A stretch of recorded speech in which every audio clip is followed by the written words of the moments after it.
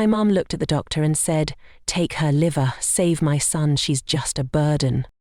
I remember lying there, barely conscious, stitched up and weak. I could hear every single word, even though they thought I was too far gone to notice. In that moment, I realized my family didn't love me. They just needed me as spare parts. Growing up in Portland, I always believed family meant love, warmth. Sunday dinners and birthdays where someone would remember your favorite cake. I was the older sister, the quiet one who never caused trouble, who stayed home to help with chores while Ryan played soccer and got all the praise.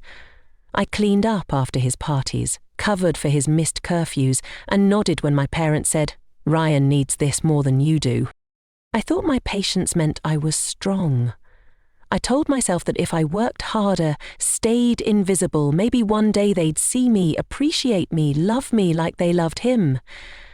But deep down, I knew something wasn't right. My mum's eyes always slid past me at the dinner table. My dad talked about Ryan's future, his college plans, his bright path ahead, as if I wasn't even there. I spent years shrinking myself smaller and smaller, hoping they'd finally notice the pieces of me left behind. Then came the accident. Rain-slicked roads, headlights slicing through the dark. I remember Ryan laughing at something on his phone seconds before we crashed. When I woke up in the hospital, pain shot through my side like a blade. Tubes and machines surrounded me, each beep and hiss reminding me I was alive. Barely. And that's when I heard them. My mother's cold voice. "Take her liver. Save Ryan." My dad agreeing, his voice flat, as if they were talking about replacing a broken appliance. No tears, no fear of losing me, just cold, calculated practicality. I didn't scream. I didn't even flinch. I lay there, feeling every ounce of betrayal fill the cracks in my bones. They didn't see me as a daughter, just a convenient body to keep their golden boy alive. I didn't cry. I didn't beg. I simply listened, letting their words etch into my mind like a brand, because in that moment, I decided. They thought I was weak. That was their biggest mistake. After that night in the hospital, everything felt different. My parents kept visiting, but not to comfort me or ask how I felt. They hovered outside my door, whispering in sharp tones about insurance payouts and organ lists, assuming I couldn't hear. I remember one morning when my mum strolled into my room wearing that new diamond ring, the one she used to dream about in old catalogues. She tilted her hand as if to catch the light on purpose, her lips curled in that tight, dismissive line she wore whenever she looked at me. I could tell the ring was new money, my money, and the thought burned into my ribs deeper than any scalpel could. She checked her phone, barely glancing at me. "We'll figure out what to do with her," she muttered to my father standing by the door. He nodded, arms crossed, looking at the ceiling like he was bored, like he was waiting for a waiter to bring him the check. They treated me like I was a half-dead stray dog waiting to be put down, just an inconvenience, not a person. Nurses started referring to me as the liver girl. I'd hear them in the hallway, laughing softly, gossiping about how my parents had already redirected my insurance payout to pay off Ryan's grad school loans. The bills, the ring, the silent dinners they were already planning without me. It all stacked up until the weight of it pressed on my chest at night like a cement block. Every beep of the monitor felt like a countdown. I didn't speak much during those days. I couldn't. My body felt broken beyond repair, and my mind, well, my mind felt like a locked room with no windows. But there was one night when it all shifted. I woke up to my parents standing at the foot of my bed, arguing quietly. My mother's voice was sharper than a scalpel. "We need to push for discharge. The doctor said she's stable enough. We can handle her at home. Then we'll discuss the next surgery. Ryan can't wait forever." They didn't know my eyes were open just a crack. They didn't know I could hear every word. In that moment, something inside me snapped. A quiet click, like a lock, finally turning after years of rust. I felt my breath steady. My heartbeat slowed, but not in fear. In a calm I hadn't known in years.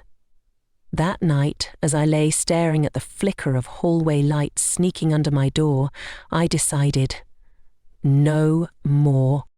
I wasn't going to cry. I wasn't going to beg them to see me, to choose me for once. No, I would become invisible in the way that frightened them most. The kind of invisible that moved in silence, gathered strength, and waited for the perfect moment. The next morning, I asked to speak with the hospital social worker. Mara came in wearing a cardigan too big for her, her hair pulled back into a loose bun. She sat by my bed, her eyes kind but sharp, as if she'd seen enough broken families to spot the truth before words even formed. I told her everything: the accident, the plans for my liver, the money they'd stolen, the ring, Ryan, every tiny betrayal, every humiliating whisper. Mara listened without flinching, her pen moving slowly across a small notepad, though I suspected she didn't need to write a single word to remember it all. When I finished, I exhaled for the first time in what felt like years. She leaned forward and took my hand gently. "Nicole, I believe you. We're not sending you home with them. You're going to be safe." Her words poured into me like warm tea on a freezing day. They didn't erase the pain, but they gave me something else. A foothold. After that day, I stopped acting like a broken daughter. I started paying attention to the nurses, the forms I was signing, the security cameras in the hallway. I learned the shift schedules, who delivered meals, which doors stayed unlocked during late-night emergencies. I memorized every detail, not to run, but to prepare. I watched my parents come and go, smiling politely to staff, performing their roles as the worried, loving family. I let them think they still had control. When they pushed for an early discharge, I pretended to be too weak to object. I nodded when my mother mentioned the future surgery. I let them think I was resigned, too fragile to fight. In those moments, my silence was my strongest weapon. Mara and I quietly arranged for transitional housing. We filled out paperwork in short, hushed meetings when my parents were away. She handed me a small slip of paper with the address of a women's shelter that specialized in high-risk family escapes. I folded it into a tissue box beside my bed, knowing they would never think to look there. At night, I would lie perfectly still, practicing shallow breaths so they would believe I was drifting away. I wanted them confident, arrogant, certain they had already won. On one particularly cold evening, I watched my mother stand in my doorway, fiddling with her ring, her silhouette dark against the fluorescent hall light. She didn't say a word to me. She just looked, her eyes cold and empty, like she was already measuring the space I would leave behind. I let a single tear slide down my cheek, not out of sadness, but as a silent promise to myself. A vow. I would survive. And when I did, they would never see me coming. The day before my discharge, I signed every form without hesitation, hiding the small tremor in my hand. My father stood in the corner, scrolling on his phone, bored as always. My mother adjusted her purse, already discussing with the nurse what medications I might no longer need once I was home. I could hear every word, but I smiled softly, meekly, pretending to fade into the background. They thought I was defeated. They believed they had finally bent me into nothing. But each signature I scrawled was another stitch in the quiet tapestry of my escape. Each breath was a silent countdown. That night, alone in my room, I pulled out a notebook Mara had slipped me. Inside were small notes. Legal hotlines, recommended attorneys, trauma counsellors. Pages and pages of names and numbers, a blueprint for my rebirth. I closed my eyes and felt the small pendant on my chest, the only thing I had left from my grandmother. It was warm from my skin, pulsing like a tiny second heartbeat. I held it tight and whispered into the dark, "Tomorrow they lose me forever." I didn't sleep. I didn't need to. I spent the night memorizing the route Mara described, rehearsing each movement in my head. Stand, walk, don't look back. When morning finally crawled in, bringing that pale blue hospital light, I was ready. My parents arrived, expectant, already planning the next surgery, the next withdrawal from my spirit. I thanked them quietly. My mother smirked, satisfied. My father patted my shoulder, a hollow gesture that almost made me laugh. They had no idea that they were moments away from losing the one person they thought they owned forever. He thought he broke me. What he didn't know was I was just getting started. I stepped out of that hospital room with nothing but a plastic bag of documents and my grandmother's pendant pressed against my chest. The doors slid shut behind me with a quiet hiss, sealing in all the betrayal and empty promises I would never carry again. That morning, Mara put me on a bus to Tacoma, where a small transitional shelter waited. My parents thought they'd be picking me up to finish harvesting what they could from me. Instead, they found an empty bed. I imagined my mother's shrill voice echoing through the hall, demanding answers, my father pacing like he did whenever he misplaced his car keys. While they scrambled, I started over in a room the size of a walk-in closet. Thin mattress, a single window facing the alley, and a shared bathroom that always smelled faintly of bleach. But every crack in those walls felt safer than all the polished hallways of their home. I worked the night shift at a dusty bookstall downtown, scrubbing floors and organising dog-eared paperbacks. During breaks, I hid in the back office and typed through online GED modules on a flickering old computer. Every quiz passed, every paycheck saved. Each one was a brick in the fortress I was building around my new life. I stayed invisible on purpose. Quiet, careful, but I never stopped planning. I tracked every piece of paper they left behind, every insurance document, every email they accidentally forwarded. When I finally gathered enough, I called a lawyer recommended by Mara, a woman named Teresa with a sharp mind and an even sharper sense of justice. We worked in silence. She showed me how to freeze the remainder of my insurance funds, secure my medical records, and request legal protection orders. She taught me how to change my name legally, from Nicole Orlane to Nicole Lane, so they couldn't touch me again. For years, I let them think I had simply vanished, that I had crawled into some dark hole to die like they hoped. Meanwhile, I started a non-profit helping women escape abusive or controlling family structures. We taught them financial independence, offered safe housing, gave them tools to build lives they actually owned. Then, one rainy November morning, everything changed. I opened an email from our HR director, new candidate recommended for executive training, name, Ryan Ollen. I stared at the screen for a long time. My brother, the golden child, the one they chose over me without hesitation, was now desperate enough to knock on my door. I scheduled the interview for 8 a.m. sharp. I wanted him to feel the cold edges of time, the pressure of expectation, the silence of waiting. The next day, I arrived at the office early. I brewed a second coffee and set it across from me at the glass conference table. In my pocket, I carried the USB drive Mara had given me years ago. It contained recordings of my parents plotting to take my organs, my mother's voice echoing like a broken record. Take her liver. Save Ryan. She's just a burden. At 7:59, he walked in. He looked older, heavier in the face, as if all that golden boy privilege had finally started to rot from the inside.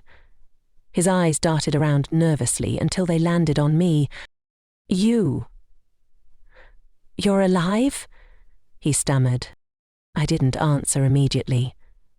I took out the USB drive and set it on the table, sliding it toward him. He didn't touch it. His hands shook as they hovered above it, then fell uselessly into his lap.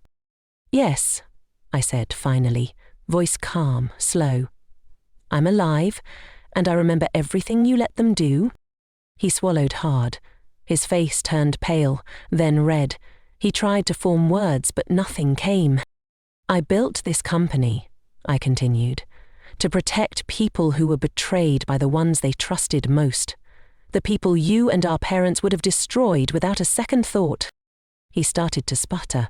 Nicole, I don't need your excuses, I interrupted, my tone steady as stone. You knew what they were doing. You knew I was dying in that hospital bed, and you said nothing. You let them treat me like I was just spare parts. His eyes glossed over, his mouth twisted like he wanted to beg, but didn't know how. He glanced at the door, maybe looking for an escape.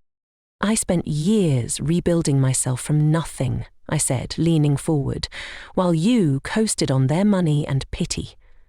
You're here because you've run out of places to hide, but I don't offer hiding spots. I offer truth. And you don't deserve it. He finally managed to croak out. Please? I just need a job. I messed up. I don't have anyone left. I know, I whispered. That's the difference between us.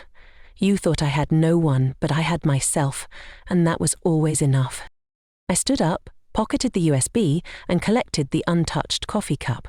He sat frozen, his shoulders slumped like a deflated balloon.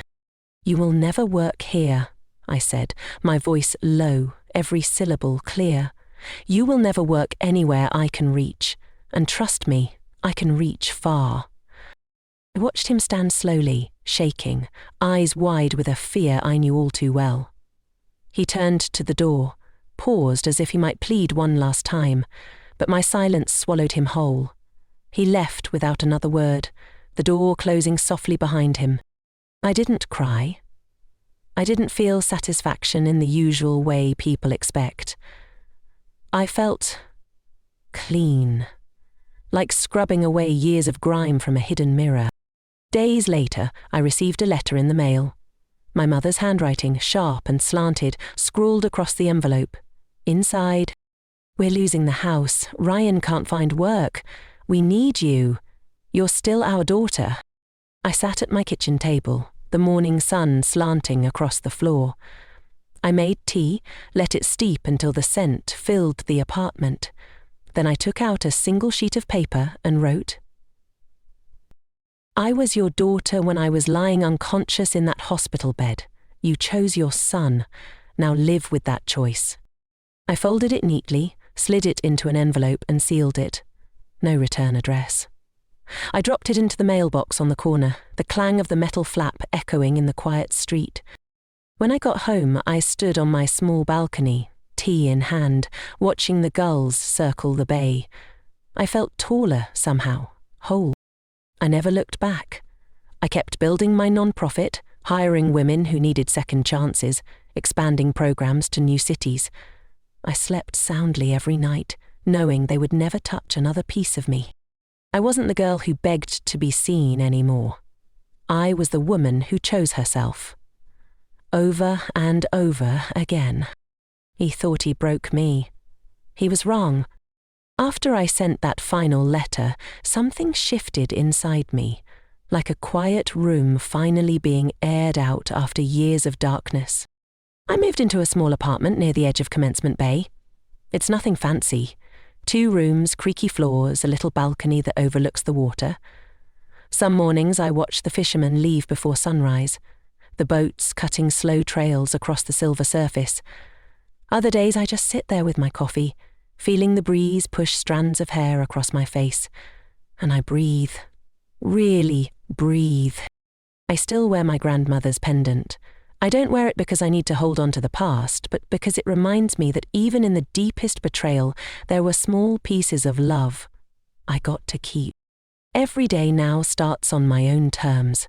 I run my non-profit with a small but fierce team, women who have stories like mine and some even darker.